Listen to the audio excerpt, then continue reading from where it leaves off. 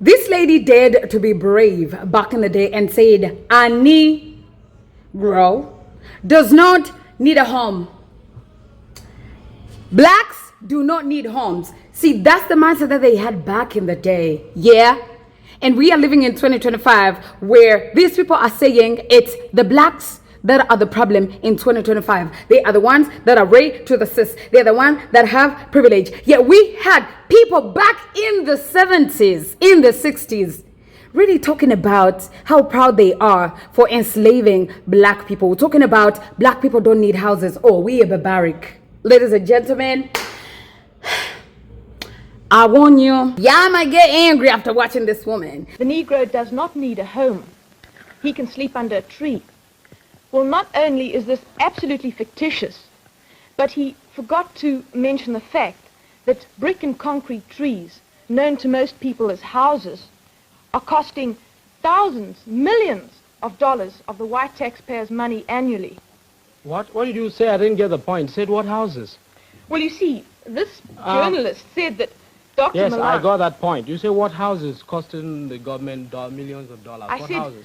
Concrete and brick and cement houses for the Bantu peoples. But these are the Bantus that are working for you in the factories. How did you get the money? They got the money, they mined the gold, got the gold, and you sold the gold outside.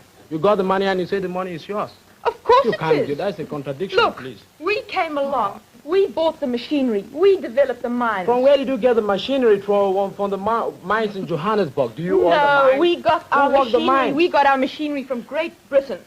From the money that was picked, what was got with the diamonds and... How did you get the diamonds out of the ground? No native labor there. How did you get the diamonds out of the ground? They weren't dug out of the ground. They were alluvial diamonds. No native labor there, my boy. What do the natives do?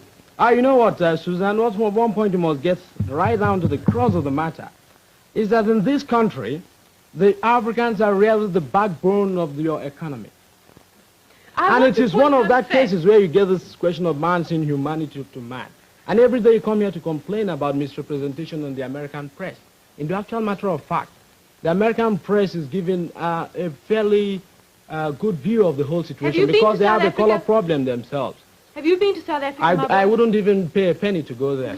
Well, then, how can you talk? How can you talk? Because I have the facts. People come in there, get every people, no means of living. How can I go there? I want a house, I want a home, I want position in society. Well, look, they're getting it. They're getting exactly what they want. Let nobody fool you that black people were never smart back in the day. Nah, because this young gentleman from Nigeria stood and looked at her in the eyes and questioned and told this white woman, it is a pity that you're even standing on a stand that has South Africa when you're actually from the UK. Ooh! And he goes ahead and tells her, where did you get the diamonds from? Where did you get the diamonds from? Do y'all have mines in your country? Talking about we don't need houses in Africa? Do y'all have mines? They're talking about how rich you are. You got the gold and everything. Do you guys got gold in your country? You're here for a reason. You must understand you're a foreigner. Ladies and gentlemen, in this video, my number one takeaway that I want you to take away is black people have been on top of their game since day one. Let nobody fool you that black people are not smart. When we see DEI and then people be claiming, oh my God, the black people can only be hired via DEI. When I see a black doctor, when I see a black judge, when I see a black lawyer, I just know they were hired because of DEI. Nah, baby. Let the system not fool you. Black people have been smart since day one. And that's on period. Did you know a group of Southern white women rewrote your history books to make slavery look not that bad?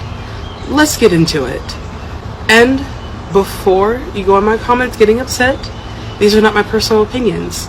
These are facts. You can research them for yourselves before you go crashing out in my comments. They're called the Daughters of the Confederacy. They were founded in 1894, and no, they weren't just sipping sweet tea and reminiscing on their granddaddies. That's not what they were doing at all. These women launched an entire propaganda campaign. They lobbied schools to rewrite textbooks that made slavery to be benevolent, claiming that the Civil War wasn't about race, but it was about states' rights. And those Confederate statues that we all know? The Daughters of the Confederacy are responsible for putting up about 700 of them. And surprisingly, or not, depending on how you look at it, These statues weren't put up during the Civil War. They were put up during the Jim Crow era. Intimidation disguised as heritage, right? They even helped shape movies like Gone with the Wind. That's why so many people think the South is all manners and magnolias instead of whips and chains. So the next time someone tells you Confederate statues are about heritage, ask them heritage of what, exactly? Jerome, how old are you? 9. 9. Do you go to school? Yes. Where do you go to school, Jerome? At the Okeechobee Elementary School. I see. What is your sister's name? Lois. That's Lois. And what are your other sisters' names? Catherine. And Beulah. Catherine and Beulah.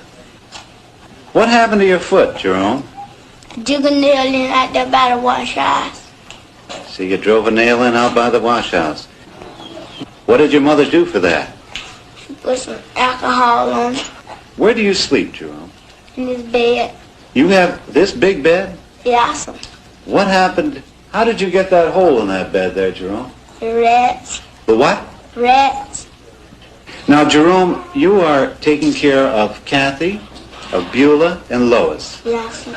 Now, are you going to give them lunch today? Yes. What are you going to feed them? I don't know. Do you have any food here to give them? Yes. I see. What time does your mother come home? I don't know. The following day, Arlene King, the mother of Jerome, Kathy, Lois, and Beulah, again was picking beans. Aileen King, I saw your children yesterday at the Okeechobee camp. Why didn't you put them in the nursery? I don't make enough to pay for it. How much does it cost to put them in? 85 cents. 85 cents. That's right. Aileen, what time did you come out the field this morning? 6 o'clock. What time would you get home? About 3:30, 4 o'clock. 6 this morning to 4 o'clock this afternoon. That's right. How much did you earn? $1. $1? That's right. $1. Is that because the beans were of poor quality? That's right. Has this happened before? That's right. How much will your food cost you today? About $2. Aileen, how old are you? 29. How many children do you have? 14. How old were you when you first started working in the fields? 8. You've been working 21 years in the fields? That's right. Aileen, do you... Our digital PDF, Black History Facts You Probably Didn't Learn in School, is full of black stories and facts that aren't usually taught in school. The PDF includes information that is often overlooked in traditional education and history books. The digital PDF can be downloaded and read at your convenience. You don't want to miss out on the chance to uncover the untold black history facts and stories.